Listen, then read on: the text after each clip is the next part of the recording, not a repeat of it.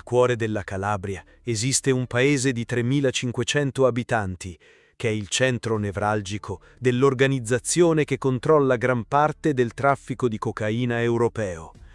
Stimato oltre 50 miliardi di euro all'anno, con stime recenti fino a 150 miliardi, più del PIL di molte nazioni europee. Un posto dove il silenzio è legge e la famiglia è tutto.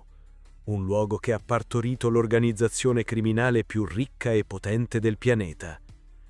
Benvenuti a San Luca, il Vaticano della criminalità organizzata. Per la prima volta su YouTube, la storia completa dell'organizzazione criminale che ha conquistato il mondo. 3 episodi per raccontare come un pugno di pastori calabresi sia diventato l'impero del crimine più sofisticato della storia. Oggi scoprirete come è nata davvero l''ndrangheta dal caos post-unitario, perché San Luca è diventato il cuore pulsante del potere mondiale, i segreti delle 4 famiglie che controllano tutto attraverso matrimoni strategici, come un santuario religioso dell'anno 1000 è diventato la sede del crimine, e il sistema delle doti che trasforma criminali comuni in una setta mistica. E questo è solo l'inizio. Nei prossimi episodi vi porteremo nel mondo dei latitanti invisibili e dell'impero economico stimato oltre 50 miliardi di euro. Se Anime Oscure ti ha tenuto incollato allo schermo, aspetta di vedere cosa ti offre Amazon Prime Video. Documentari true crime esclusivi, serie drammatiche mozzafiato e contenuti originali che non trovi da nessun'altra parte. Tutto in qualità 4K senza pubblicità durante la visione. Prova gratis per 30 giorni, cancelli quando vuoi, senza vincoli. Clicca i link in descrizione e inizia subito la tua prova gratuita di 30 giorni. Amazon Prime Video, dove la qualità incontra il grande intrattenimento.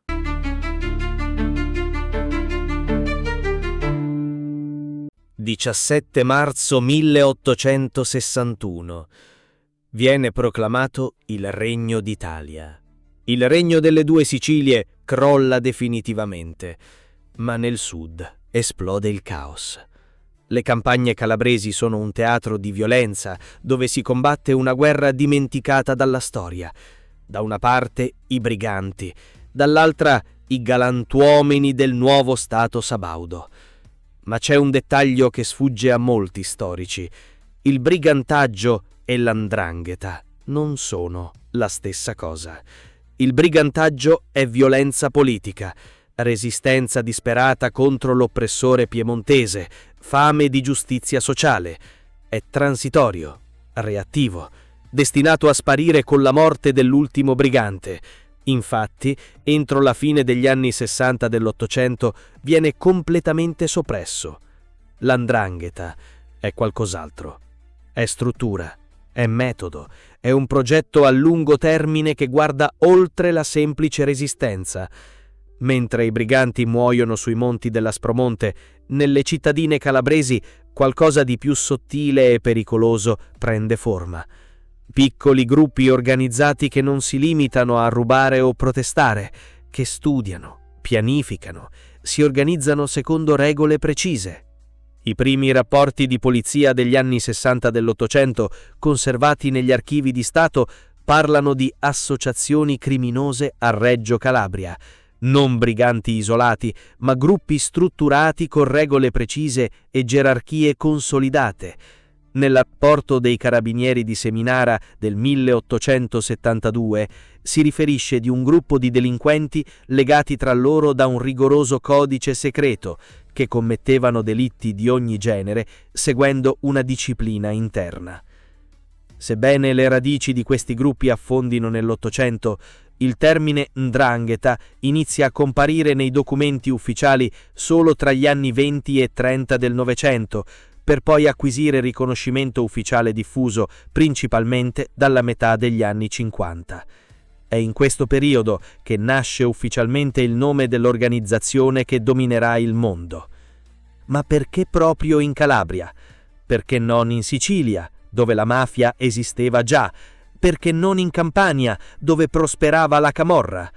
La risposta ha un nome che risuona ancora oggi: la questione meridionale. Il nuovo Stato italiano tratta il Sud come una colonia da sfruttare, tasse insostenibili che strangolano l'economia locale, sfruttamento sistematico delle risorse, totale assenza di servizi pubblici.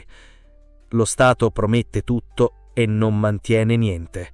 La Calabria viene abbandonata a se stessa. Le vecchie strutture feudali crollano, quelle nuove non arrivano mai. Si crea un vuoto di potere devastante. Ed è qui che l''ndrangheta trova il suo spazio vitale. Dove lo Stato fallisce, l'organizzazione criminale prospera, non come parassita, ma come alternativa funzionale. Offre protezione a chi non la riceve dallo Stato, risolve controversie che i tribunali ignorano, garantisce un ordine. Criminale, ma pur sempre ordine. È una lezione che vale ancora oggi. L''ndrangheta non nasce dal nulla. Nasce dal vuoto lasciato dalle istituzioni.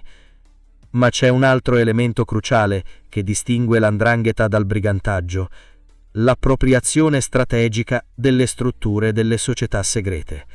Mentre i briganti combattevano alla luce del sole, i primi gruppi 'ndranghetisti studiano e imitano la carboneria, adottano i suoi rituali, la sua gerarchia, i suoi giuramenti segreti. È un salto qualitativo enorme.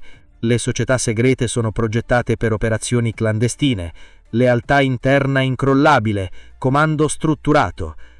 Imitando i principi organizzativi della carboneria, i nascenti gruppi dell''ndrangheta acquisiscono un livello di disciplina e sicurezza operativa assente nel brigantaggio tipico. Questo gli permette di trascendere il mero banditismo e di stabilire un'entità criminale più stabile, più duratura, più pericolosa.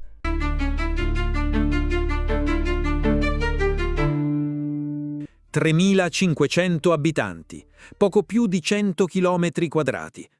Un paese che sembra fuori dal tempo, nascosto tra le pieghe dell'Aspromonte come un segreto antico. Ma dietro il silenzio apparente di San Luca si nasconde il centro di controllo dell'organizzazione criminale più potente del mondo. Perché proprio qui? Perché non a Reggio Calabria, la capitale? Perché non Cosenza o Catanzaro? San Luca non è un caso geografico, è una scelta strategica perfetta, studiata nei minimi dettagli. Primo, isolamento strategico. Incastonato nel cuore dell'Aspromonte, raggiungibile solo attraverso strade tortuose che permettono di controllare ogni accesso, di avvistare qualsiasi pericolo con ore di anticipo. Secondo, tradizione di autonomia. Per secoli San Luca ha vissuto ai margini di qualsiasi autorità centrale, sviluppando regole proprie, una mentalità autosufficiente, perfetta per far crescere un potere parallelo. Terzo, posizione geografica ideale. A metà strada tra i mari Ionio e Tirreno, punto di controllo naturale per qualsiasi traffico che attraversi la Calabria. Ma San Luca ha qualcosa di più. Ha le famiglie giuste, i cognomi che faranno la storia del crimine mondiale. Pelle, Romeo, Vottari, Nirta. 4 famiglie che per generazioni hanno governato San Luca e attraverso San Luca il mondo. Ma il vero cuore simbolico, il Sancta Sanctorum dell''ndrangheta, è a 18 chilometri di distanza, in un luogo che mescola sacro e profano in modo unico al mondo. Il santuario della Madonna di Polsi.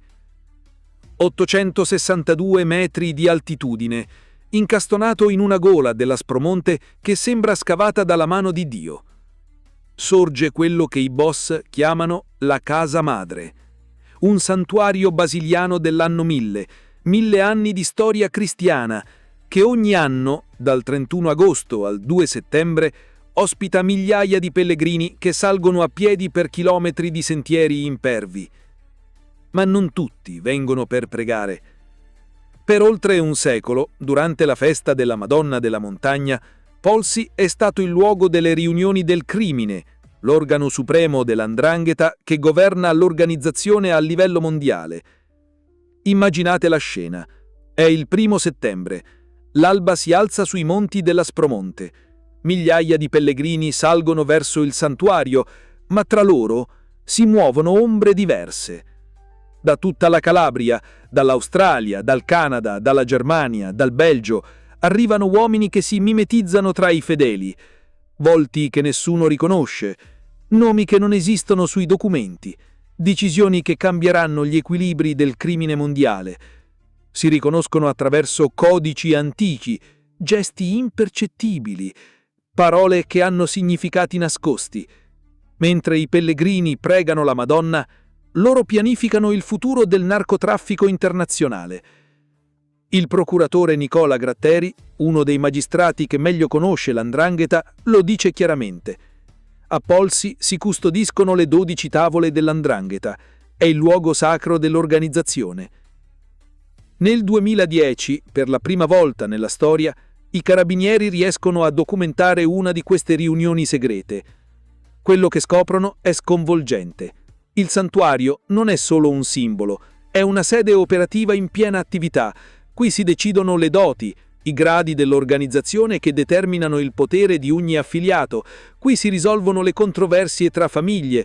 Qui si pianifica l'espansione globale. Il risultato di quella operazione è devastante. 300 arresti, in una sola operazione. Tra gli arrestati, Domenico Pedisano, esponente di spicco della famiglia di Rosarno, che era stato nominato capo dei capi dell''ndrangheta proprio nel santuario della Madonna di Polsi. È un'appropriazione strategica geniale. Usare un santuario religioso per dare legittimità spirituale al potere criminale.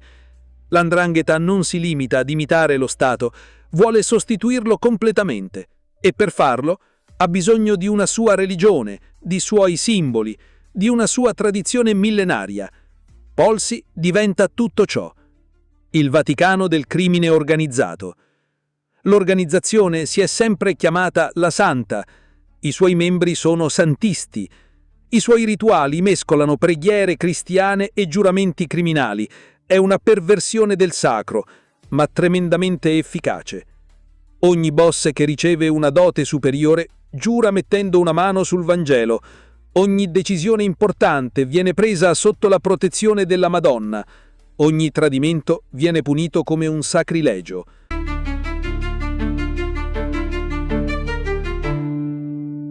Per capire l''ndrangheta bisogna dimenticare tutto quello che sapete sulle altre mafie. Cosa Nostra si basa su famiglie adottive, create attraverso iniziazioni rituali, la Camorra su alleanze temporanee che cambiano a seconda degli interessi. L''ndrangheta si basa sul sangue vero. E tutto inizia a San Luca, con 4 cognomi che hanno fatto la storia del crimine mondiale. Pelle, Romeo, Vottari e Nirta. 4 famiglie, 4 dinastie, un unico, devastante progetto di potere che dura da oltre 150 anni. Ma la genialità criminale sta nella strategia di lungo termine, matrimoni incrociati pianificati generazione dopo generazione. Non è una tradizione folcloristica, è ingegneria sociale applicata al crimine organizzato con precisione scientifica. Guardate come funziona il sistema.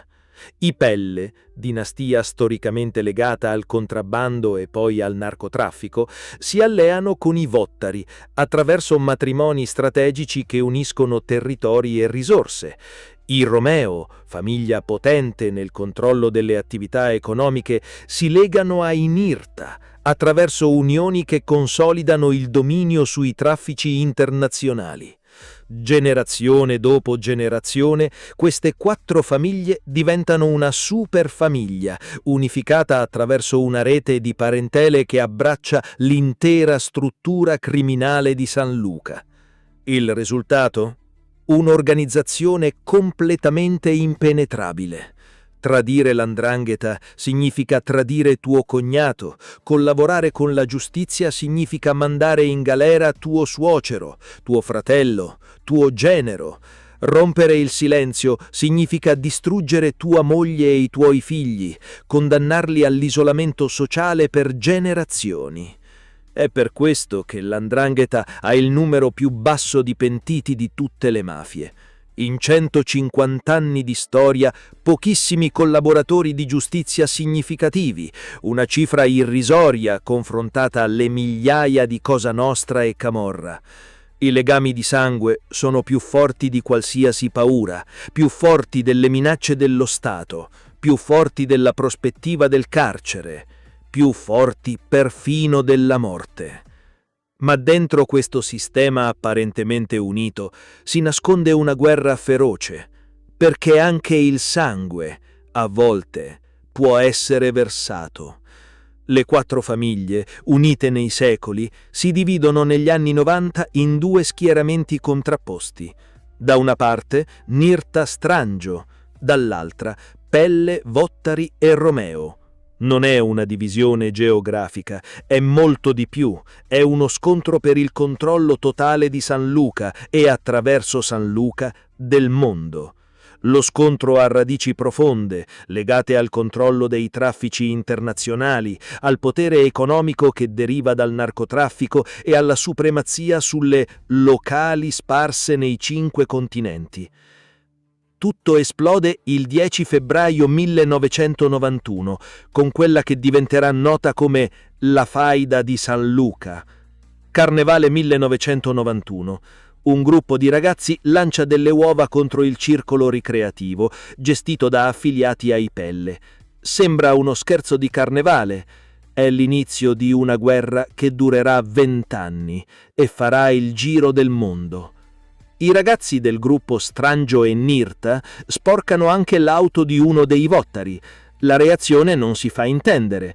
Il circolo viene nuovamente preso in mira, ma questa volta i ragazzi del clan Strangio e Nirta ricevono una violenta lezione. Per vendicare l'umiliazione, un altro gruppo di giovani dei Nirta Strangio incontra un affiliato ai Vottari. Questo, spaventato dall'aggressione, inizia a sparare. 2 morti, entrambi giovani del clan Strangio e Nirta. Da quello scherzo di carnevale nascono vendette che attraversano i continenti, omicidi che arrivano fino in Germania, una spirale di violenza che culminerà nella strage di Duisburg del 15 agosto 2007, 6 morti ammazzati a colpi di mitra davanti a una pizzeria per una vendetta partita da San Luca. È questo il potere delle famiglie di San Luca. Trasformare una rissa locale in un massacro internazionale, dimostrare che il loro controllo non conosce confini, che la loro vendetta può raggiungerti ovunque nel mondo. La faida non è finita, è solo in pausa, come una malattia che cova sotto la cenere, pronta a esplodere di nuovo alla prima occasione.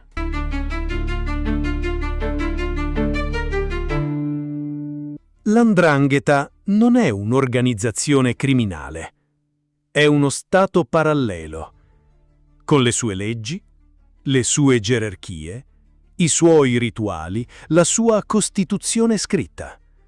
Un sistema così sofisticato che ha resistito per 150 anni a tutti i tentativi di smantellamento.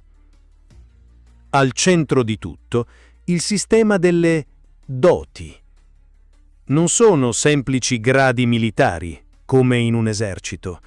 Non sono titoli onorari, come in una confraternita. Sono iniziazioni mistiche, percorsi di crescita spirituale perversa che trasformano dei criminali comuni in membri di una setta quasi religiosa. La struttura si divide in 2 livelli, società minore e società maggiore. Nella società minore troviamo il giovane d'onore. Non è nemmeno una dote vera, è un titolo riconosciuto a tutti i figli maschi degli affiliati, sangue del sangue, destinati fin dalla nascita a entrare nell'organizzazione. Picciotto d'onore, età minima 14 anni, la prima vera dote, ottenuta attraverso una cerimonia chiamata battesimo. Il ragazzo brucia un santino, giura fedeltà eterna, riceve la sua copiata, i nomi dei 3 fratelli che lo hanno introdotto nell'organizzazione. Camorrista, un affiliato con esperienza e importanza, maturate dopo un periodo di tirocinio. Al camorrista competono funzioni che non possono essere affidate al semplice picciotto. È protetto da un santo particolare. Sgarrista, l'ultima dote della società minore, il massimo grado per chi non può accedere ai segreti supremi. È protetto da Santa Elisabetta e per raggiungerlo spesso bisogna aver dimostrato fedeltà assoluta all'organizzazione. Poi c'è la società maggiore, il livello superiore dove si prendono le vere decisioni. Santa, la prima dote della società maggiore, il passaggio che cambia tutto. Il santista può avere contatti con persone non affiliate, polizia, carabinieri, politici, magistratura, soprattutto con la massoneria. Quando venne fondata, potevano farne parte solamente 33 affiliati, un numero sacro, come gli anni di Cristo. Il loro compito non è di azione, ma di pensiero e organizzazione. Vangelo, la seconda dote della società maggiore, riservata solo a personaggi di vertice dell''ndrangheta che prendono decisioni vitali per l'organizzazione. Il Vangelista ha prestato giuramento mettendo una mano su una copia del Vangelo. Trequartino, quartino, padrino. Doti create successivamente, quando il numero dei santisti divenne troppo elevato. Figure intermedie che gestiscono il coordinamento tra le diverse aree territoriali. Ogni dote ha il suo santo protettore, il suo rituale di iniziazione specifico, i suoi segreti da custodire, i suoi poteri particolari. Per passare dalla società minore a quella maggiore, uno sgarrista riceve idealmente la cosiddetta chiave d'oro e attende il benestare della società maggiore. Questo periodo di attesa è detto Santa del Purgatorio. Ma il vero colpo di genio è stato scoperto solo nel 2010, la scoperta dei codici scritti. Per 150 anni tutti hanno pensato che l''ndrangheta funzionasse solo con tradizioni orali, tramandate di padre in figlio, di boss in boss. Poi, nel 2010, i carabinieri trovano qualcosa di incredibile durante le perquisizioni dell'operazione Crimine. Il codice Crimine. Centinaia di pagine scritte a mano, con la calligrafia precisa di chi ha studiato ogni parola. Rituali dettagliati passo per passo, gerarchie precise, con poteri e doveri, regole codificate per ogni situazione, formule di giuramento parola per parola, punizioni per ogni tipo di tradimento. L''ndrangheta ha una costituzione scritta estremamente dettagliata e organizzata. È la dimostrazione finale che non stiamo parlando di una banda di criminali improvvisati, stiamo parlando di un'organizzazione che ha pianificato la propria immortalità, che ha codificato ogni aspetto della propria esistenza, che ha trasformato il crimine in dottrina. Nel codice si trovano anche le formule esatte dei giuramenti, come quello per la dote di Santa. Giuro di portare sempre con me questa boccetta di veleno e se per disgrazia dovessi tradire questi nuovi fratelli di Santa, di avvelenarmi con le mie stesse mani. E c'è un ultimo elemento che rende tutto questo ancora più impressionante. Le donne. Per decenni criminologi e investigatori le hanno considerate marginali, errore madornale. Le donne dell''ndrangheta non sono vittime passive, sono architetti dei matrimoni strategici che pianificano alleanze generazionali con la precisione di diplomatici internazionali.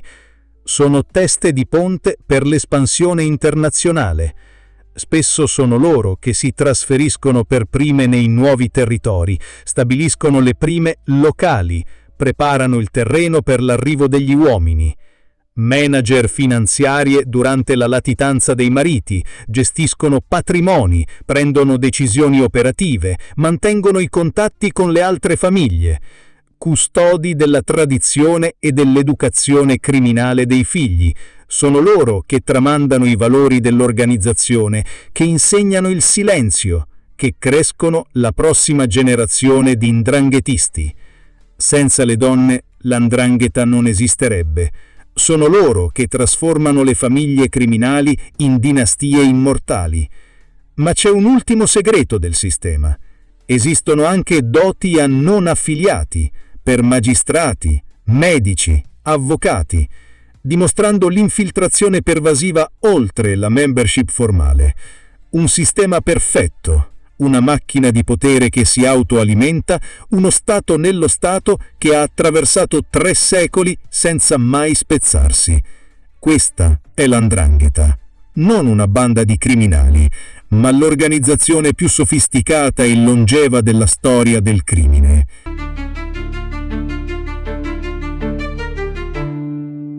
«1950, l'Italia del dopoguerra, il boom economico che trasforma il paese. Mentre l'Italia si ricostruisce dalle macerie della guerra, in Calabria l''ndrangheta prende una decisione che cambierà la storia del crimine mondiale. Il futuro non è in Calabria, è nel mondo. Ma l'espansione non è casuale, non è improvvisata, non è opportunistica. È strategica, è pianificata, è geniale. L''ndrangheta non conquista territori a caso, come fanno gli eserciti. Segue i suoi uomini, li accompagna, li protegge, li controlla. L'emigrazione calabrese ha destinazioni precise. Nord Italia, Milano, Torino, anni 50-60. Spinta dal boom industriale, dalla ricerca di lavoro nelle fabbriche, dalla promessa di una vita migliore. Germania, Duisburg, Colonia, anni 70. I Gastarbeiter, i lavoratori ospiti chiamati dal miracolo economico tedesco per ricostruire un paese distrutto dalla guerra. Australia, Melbourne, Sydney, anni 60. La terra delle opportunità dall'altra parte del mondo, dove tutto sembra possibile, dove le regole del vecchio mondo non valgono. Canada, Toronto, anni 70. Il ponte tra Europa e America, la porta d'accesso al mercato nordamericano della droga. Ma l'organizzazione non si limita a seguire passivamente i flussi migratori, controlla l'emigrazione stessa. È qui che si rivela la genialità strategica del sistema. Per lasciare la Calabria, soprattutto per destinazioni estere redditizie, servono raccomandazioni. Per trovare lavoro servono referenze. Per aprire un'attività all'estero servono garanzie. Tutti passaggi controllati dall''ndrangheta. Chi può partire? Chi ha dimostrato fedeltà all'organizzazione, chi è figlio di famiglie affiliate, chi ha giurato silenzio, chi può essere utile al progetto di espansione. Il risultato è geniale. Ogni nuova destinazione è già presidiata da uomini fidati prima ancora che i boss decidano di investirci. Non devono conquistare territori ostili con la violenza, non devono combattere guerre costose contro organizzazioni locali. Li colonizzano dall'interno, usando i legami di sangue, i rapporti di paese, la solidarietà dell'emigrazione. È così che nasce l'impero globale. In Australia, l''ndrangheta diventa l'organizzazione criminale più ricca del continente. Controlla una quota dominante del traffico di droga, ha patrimoni stimati in miliardi di dollari, è più ricca della madrepatria calabrese. In Germania si insedia nel cuore industriale europeo.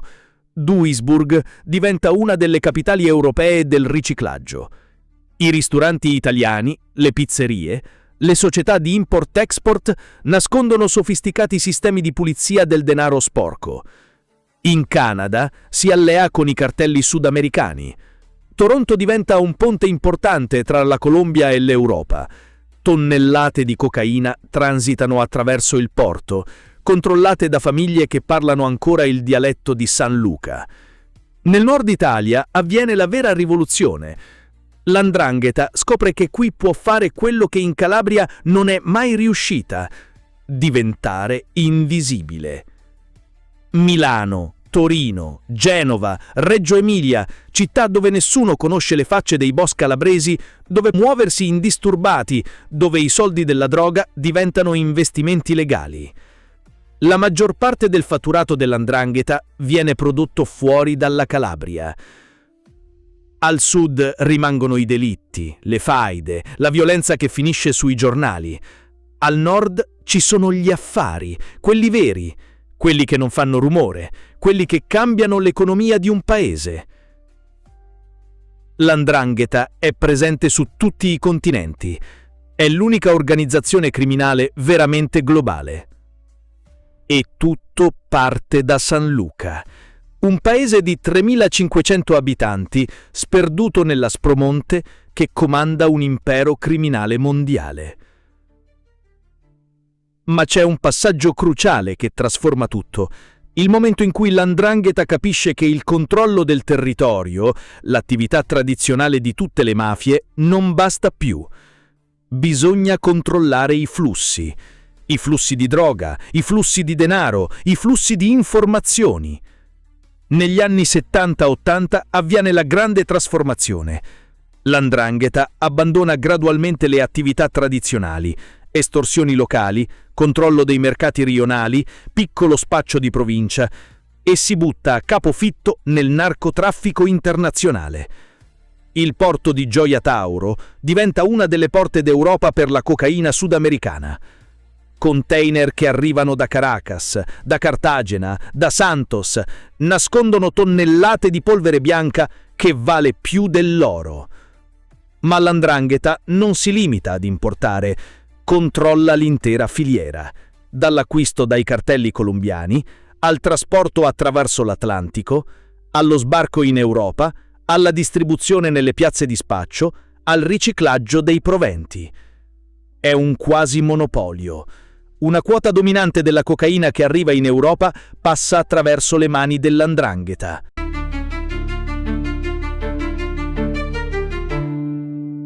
Che cosa rende l''ndrangheta così speciale?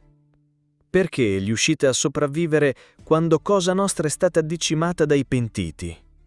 Perché continua a crescere mentre la camorra si autodistrugge nelle faide? Perché nessuna polizia al mondo riesce a fermarla davvero?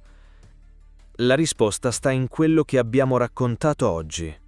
L''ndrangheta non è solo un'organizzazione criminale, è un modello sociale completo.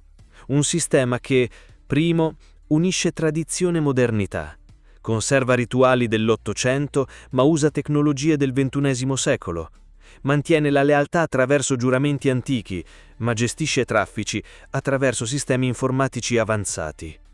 Secondo, mescola sacro e profano, trasforma il crimine in religione, usa la fede per legittimare il male, fa sentire i suoi membri parte di qualcosa di più grande, di più nobile, di più eterno del semplice guadagno. Terzo, trasforma i legami familiari in catene d'acciaio. Non puoi tradire, perché tradiresti il sangue del tuo sangue. Non puoi collaborare perché condanneresti i tuoi figli.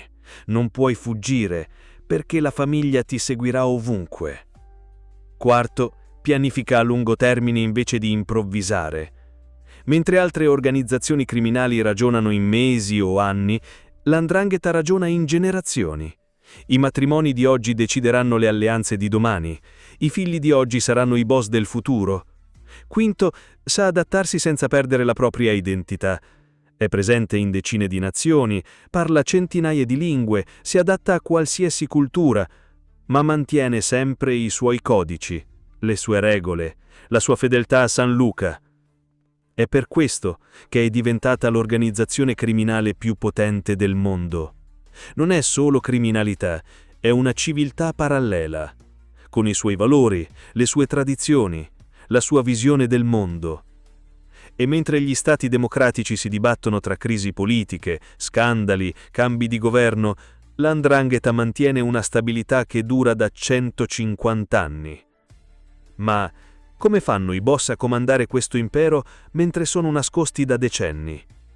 Come riescono a gestire traffici da oltre 50 miliardi di euro rimanendo completamente invisibili? E soprattutto, dove si nascondono i fantasmi dell''ndrangheta?